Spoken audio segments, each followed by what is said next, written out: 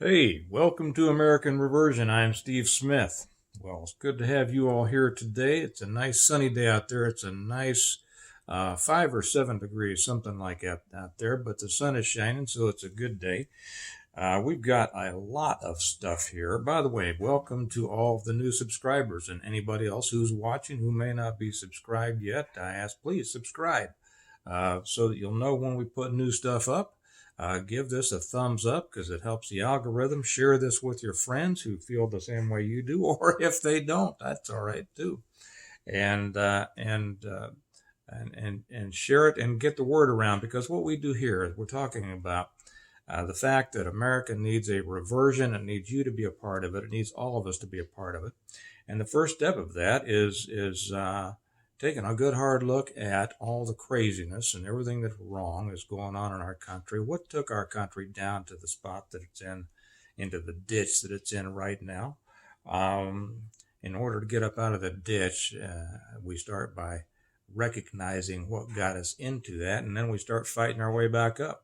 And the battleground is with the hearts and minds of the people that we know, many of whom aren't familiar with a lot of this situation, a lot of these things that are going on. They continue to vote these morons into office that then take the country down another notch, and it just seems to never stop.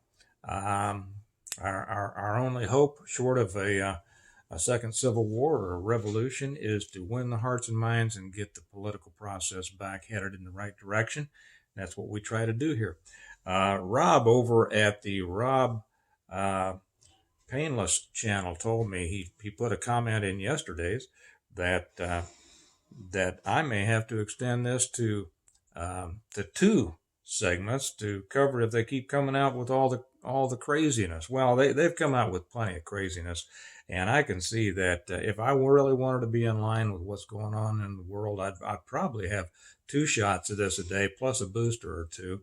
But we'll see what I can cram into about 30 minutes here. I should say also, hey, this episode,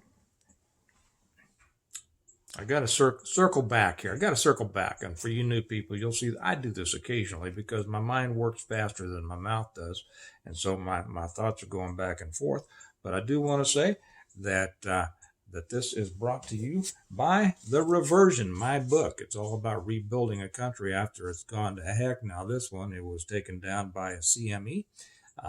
But, you know, we have been taken down pretty hard by politics. This is about rebuilding a country in the right way according to the morals and the principles that our country was based on. If you like that kind of stuff, you'll like this book. There, I'm covering up my name. That's me, Stephen C. Smith. This is the first in the Stonemount series. It's all about that kind of stuff. And it's brought to you by Duluth Trading Company. There's a pair of my old Duluths. No, it's not really. They don't advertise on here. They're not giving me any money. They don't know that I exist. But I like them. We're going to talk about what we talked about yesterday, having to do with Carhartt and mandates and Duluth. I love Duluth. If you're looking for another something to replace your Carhartts with, Duluths are great. And I do also want to thank everybody who's coming on board. It's been amazing to me how quickly this channel is growing. We're at 800 and some now. I never thought that it would go this fast. It'll be interesting to see. I'm interested to see how fast we can get to 1,000. Spread this around, and let's get up there. I remember when I reached 1,000 over on integrative preparedness, and that was, I said, my gosh, I never thought 1,000 people would watch. I remember when I hit 100 over there, and my wife and kids gave me a big cookie celebrating 100 subscribers, and now it's a lot more than that. So anyway, this is growing strong. Thank you. It's because of you. And let's see what we can do with it, because you're a part of it. Leave your comments and you become more of a part of it. And if you want to, more commercial here, right? Don't worry, we're going to get to the fun stuff in just a second. If you want to support this channel, you can do so by joining over on the Patreon. I always put the link down here. And you can join for $1 a month or whatever you would like. It's totally up to you. It's a way for you to support what we're doing here and kind of help with the effort. So we appreciate that. Let's get into this. We talked about everything that was going on with Carhartt and they have not budged on their position of requiring vaccinations for all of their people. And what a shame that is, right? I'm gonna read another article here later about a major pharmaceutical company, a guy who quit, but I'm gonna read this first, and that's Jack Posobiec. Is that how you pronounce his name? I don't have any idea because I've never heard anybody say it. But whatever he is, so this is off the Post Millennial. American News just came out yesterday. It says Jack Posobiec offers free advertising for Carhartt competitors after company fails to drop their vaccine mandate. You know, I know that a lot of people have jumped all over Carhartt, rightfully so. I called for it here because of their mandate, and they have just doubled down. They've just said, we don't care. We don't care what people, we don't care what our customers think.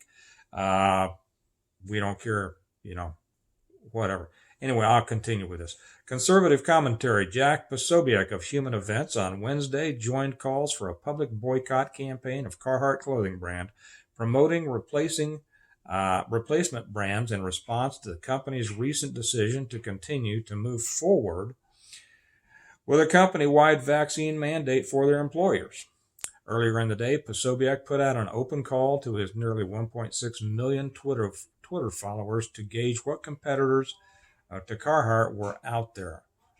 He sent this out. He messaged for any Carhartt competitors.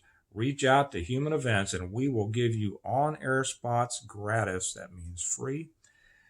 All week. Economic warfare. That's exactly right. I've talked about that. I've talked about this before over on integrated preparedness. Vote with your money. It's economic warfare. They've been using it against us for a long time. They had some people come on here with a hashtag dump Carhartt. Go to KenesawCo.com. So Kenesaw's got some clothes that they're giving free ads to. And ShiverShield.com. They got some there. And see if there's anything else out here. Nothing shows right now. When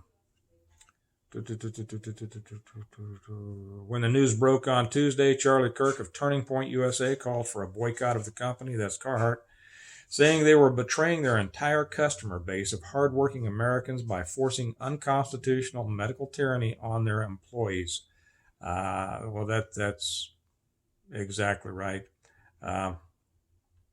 Who has supported Carhartt, who has made that company what it is? It's construction workers and utility workers and farmers and ranchers and anybody who spends time outside. These are not liberal people. These are not people who would support the taking away of personal choice and freedoms. These were the base of Carhartt. And if you have Carhartt stock, I have no idea whether they're publicly traded or not. Probably not. They're probably a private company. But anyway, take your business elsewhere. Okay. So good for Jack over at Human Events. Okay, we're still on interestingly enough, we're seeing a lot of this move in our direction. International news, again, from the Post Millennial, and this is their international file. It says it's over. England has dropped vaccine passports, mask mandates, and work restrictions.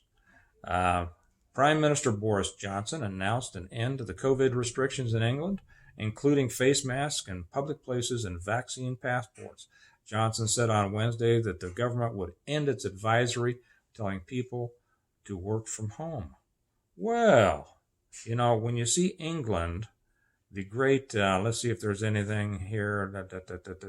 No, that's about it. England has changed its tune. You know why? Because of pushback. Exactly what we're talking about here. We push back because we know, those of us who know the truth about these things, and we can't talk about this plainly on this venue here, but we know what we're saying to each other, right? We talk to our friends. That's how we get things done. We talk to the people that we know, and we make ourselves kind of a subject matter expert, if we can, for those people with questions to come to and ask us. And that's what we want to do. That's how we influence the world around us. The definition of power is to be able to influence the people and events around you. And although some people just love power, most of the people who love power, well, all the people who love power shouldn't have it. But you should always strive to have a good influence on those around you, and that's where information comes in. Well, we have another surprise here. We have Carhartt, which was once thought of as the all-American brand, right? Carhartt Brown, right? Seems like, was there a song made of that? I might have been. I don't know. Seems to stick in my ear. We have another surprise here of all places. Starbucks ditches the vaccine mandate after the Supreme Court ruling. Now, who would have thought of that, right? It says here, Starbucks has become the next major company to drop their vaccine mandate after the Supreme Court ruling earlier this month on Biden's vaccine and testing requirements for large private businesses. The company announced its policy reversal in a memo sent to employees on Tuesday. Let's see if they have anything in. Let's see. We respect the court's ruling and will comply, Starbucks Chief Operating Officer John Culver wrote in the memo. Well, good for John, and good for Starbucks. I don't particularly like Starbucks. So-called fancy coffee is lost on me. I like Folgers Instant. I've drank that for years, and I don't, good coffee. I suppose good coffee. What's good coffee? I don't know, because my taste buds have probably been burned out from 50 years of bad coffee. But I like Folgers. I don't even like, and I pay attention to the political stance. Don't mean to make anybody mad here, but I don't drink Black Rifle either, for reasons that many of you know. And there will be some that say, but they took that back. Well, whatever. If somebody takes it back, that's like making somebody tell me you love me. Right? Oh, seriously, we love you. Come back and buy our coffee. We didn't really mean what we said. We were, okay. No, okay. Well, anyway, here, Starbucks has turned back around. The interesting thing there is that when they saw that the OSHA mandate was overturned, I don't know that there was a big push against Starbucks. And I would imagine that most of their clientele, maybe not most, a lot of people I know love Starbucks. But I don't think that their clientele was the same customer base as Carhartt, right? And they have stood up and they have ditched the mandate.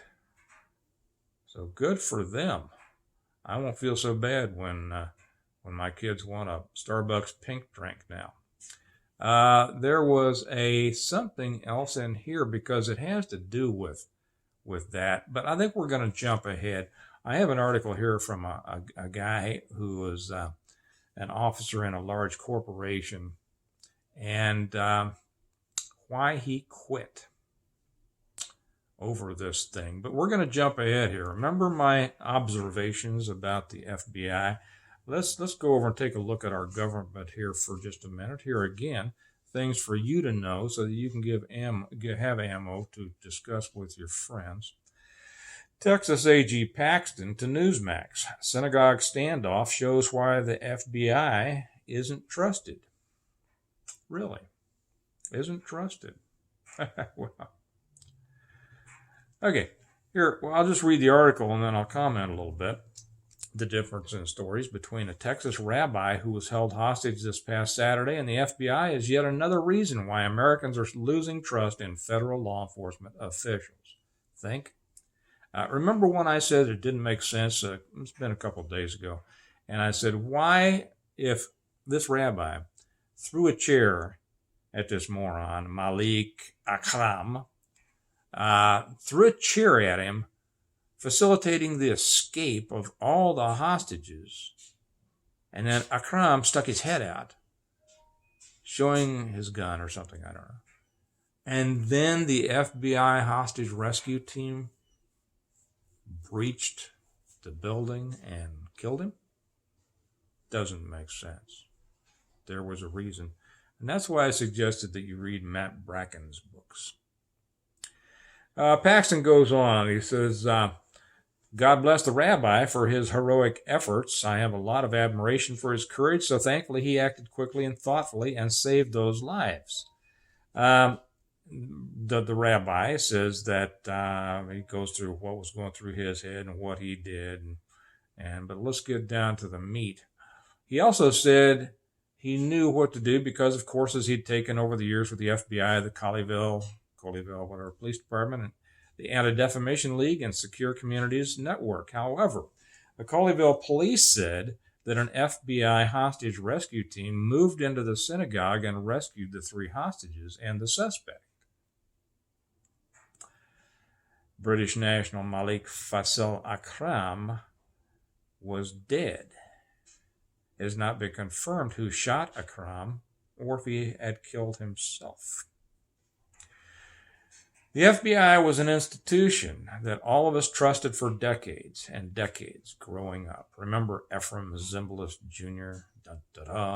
Stories of the FBI or something like that, right? And I was raised FBI, very cool. All the little boys, and we had a lot of guys in law enforcement that when they went on, local law enforcement, they wanted to go to the feds, and everybody liked going to the FBI Academy and all that. Okay. So I'll repeat what Paxton said here. The FBI was an institution that all of us trusted for decades and decades growing up. They were revered, but something has happened to them over the last 5, 6, or 7 years. I think during the Obama administration, somehow they've been corrupted. It was before that. And so now the truth is not with them. They tend to be more political, and law enforcement is all about politics rather than doing the right thing. Yes. He added that he hopes the FBI will find a way to start doing the right thing and focus on law enforcement rather than politics. Well, I'll say something that I said on integrated preparedness quite a while ago, and that is that people have a tendency to think of the FBI in the wrong way. They are not really a law enforcement agency. Now, I know they've been made out to be a law enforcement agency. They're thought of as a law enforcement agency. They are an internal intelligence organization.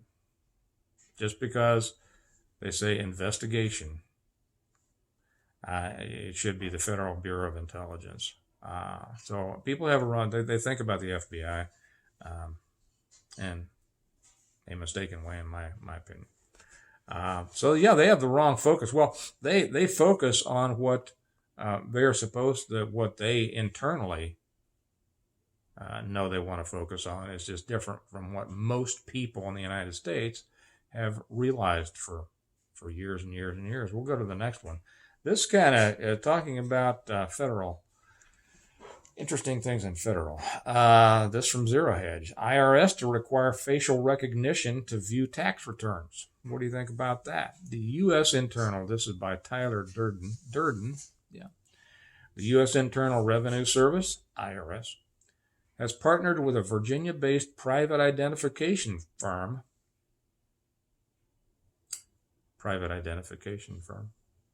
which requires a facial recognition selfie, among other things, in order to create or access online accounts with the agency. According to Krebson Security, the IRS announced that by the summer of 2022, this year, the only way to log in to its.gov will be through ID.me. Founded by former Army Rangers in 2010, the McLean-based company has evolved to provide online ID verification services, which several states are using to help reduce unemployment and pandemic assistance fraud. The company claims to have 64 million users. The thing that leaps out at me, they're McLean-based. Do you all know what's in McLean, Virginia? Okay. Something to think about, something to look at. Here's a tasty morsel. This is from Unheard, UNHERD, meaning not of the herd.com. How America turned against the Democrats. Let me get a sip here. I'm talking too much or too fast. Not Starbucks, not Black Rifle. In exactly 1 year, it's exactly 1 year since the inauguration of Joe Biden as the 46th president of the United States. But judging from the opinion polls, it's not a happy anniversary for either Biden or his party. Consider his approval ratings.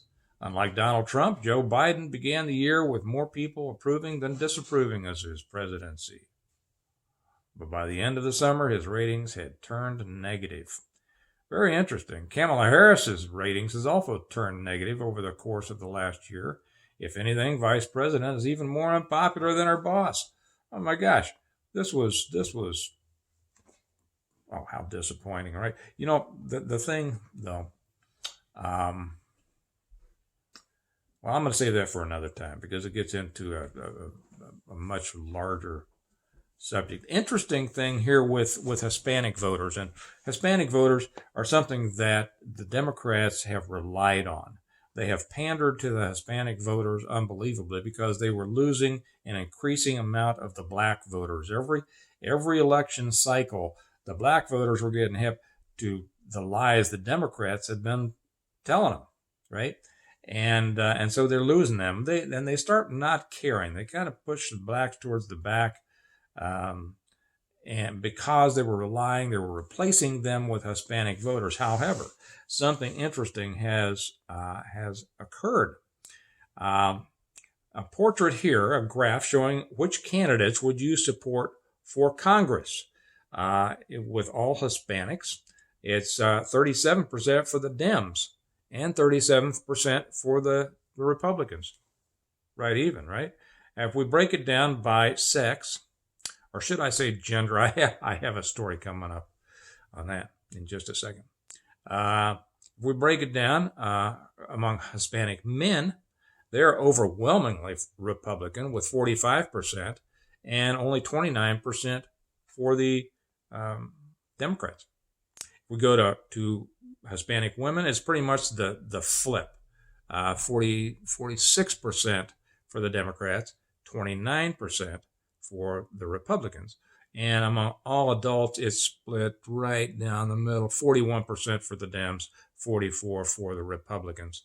If we go to the presidential race, that last week for Congress, presidential, amongst all Hispanics, it's 44% for Biden, 43% for Trump. That's if Trump were the one that were running. Among men, it's 56% for Trump, 56%, only 33% for Biden. If we go to Hispanic women, it is flipped again, 55% for Biden, 30% for Trump. And among all adults, it's 46% for Biden, 45% for Trump. You know, we see that pretty much. We also see that, and I'm not sure what the figures are among, let's see. This is only Hispanics. I'm not sure exactly what the breakdown is for black men, women, and all that, but I know that it's pretty much like that among white voters as well, is that men overwhelmingly will go with the Republicans, and it's the women who are going overwhelmingly for the Democrats. That's our target. For all of you lady viewers out there, it's your friends, the people that you know, the people who you can influence, hopefully, are the ones that we have to go over with, because it's the women who are carrying the Democrats, and we have to figure out how to do something about that. Okay, I've got to hurry on here. CNN. Oh man, talk about a bad day for the Dems. This is a CNN. Yeah, it's what Rush used to say. I watch this so you don't have to. This is an analysis by Daniel Dale, CNN. Wish I could get somebody with a deep voice to go, "You're watching American Reversion." CNN Politics. When President Joe Biden passingly said in a voting rights speech last week that he had been arrested in contact with the civil rights movement, even suggesting as it happened more than once, it was a classic Biden false claim. This is CNN. They're turning on him. His people, the media, are turning on him. And they're going to get the Democrats to turn on him. And we have to be there to fill the void and pick up the pieces and press the attack, okay? An anecdote about his past for which there is no evidence, prompted by a decision to ad-lib rather than stick to a prepared text, resulting in easily avoidable questions about his honesty. Biden's imagery or embellished stories about his own history were the most memorable falsehoods of his first year in office. They were not, however, the only ones. The president also made multiple false claims about important policy matters, notably including three subjects that occupied much of his time: U.S. withdrawal from Afghanistan, the economy, and the COVID-19 pandemic.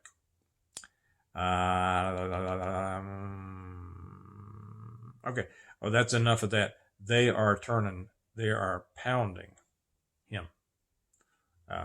Van Johnson, who I'm no fan of, came out yesterday after Biden's speech and just hammered it. Let's see if there's one more thing. No, okay. I've got just a couple of minutes here, and I'm going to read something here about the vax. This is from the Federalist. It's by John Soriano. Titled, "I'm a triple vaccinated pharma executive. Here's why I quit over my company's vaccine mandate. I forfeited millions of dollars in future earnings because I cannot support such an immoral, anti-science show of force." Well before the Supreme Court struck down the Biden administration's authoritarian Occupational Safety and Health Administration vaccine mandate, I quit my professionally and financially rewarding C-suite position after my company issued this coercive edict to its employees. I am vaccinated against COVID-19, so the order would not affect my employment, but I told the company that if I, as a top executive, were expected to cheerlead for such an immoral and anti-science imposition of brute economic force by the powerful upon the weak, I would have to resign. I tendered my resignation from the pharma company Hispanic Incorporated, headquartered in Bridgewater, New Jersey. It was accepted. In doing so, I forfeited what would amount to millions of dollars over the coming year. Here's it goes on a lot longer, but one more short paragraph says it all. That said, my decision was easy. I can comfortably afford to be unemployed. Other colleagues at ISMED I spoke to are not so fortunate. Some would even have to sell their homes. The economically weak are hurt by these mandates imposed by the economically strong. That's a man of some morals who stands up like everybody should. As many of you know, Kelly and I were forced out of our jobs where we worked for many, many years. They were good jobs. They were very monetarily rewarding jobs. And we would not do it. And they said, "Vamos." And they have not budged an inch, nor have we, and we don't care. But that's why we're standing up against this kind of stuff. I'm going to chop it off there. I've got a lot more, but this is running up to the 30-minute mark, and I want to stop it. Like Rob said, I might have to have a second one and some boosters in keeping with all the rest, but we'll see. We'll hold that for tomorrow. Thank you again for being here. I hope that you've gotten something out of this. I hope that you'll pass this on to your friends. Use it for information when you're out there on the battlefield of the hearts and minds, and please pass this around. Share it with your friends and neighbors, and help us to build this channel and get more of this stuff out where people can see it. And again, if you would like to support the channel, I really appreciate it. There's a link down here. You can go over to Patreon and simply become a subscriber over there for $1 a month. Some are given more, and thank you all for that, but it's certainly not necessary. Everyone who contributes is a part of the fight, and we're going to fight some more. And I forgot to add something else. I'm going to have to do that on a second one. So you all have a good day, and I'll talk to you later. Bye-bye.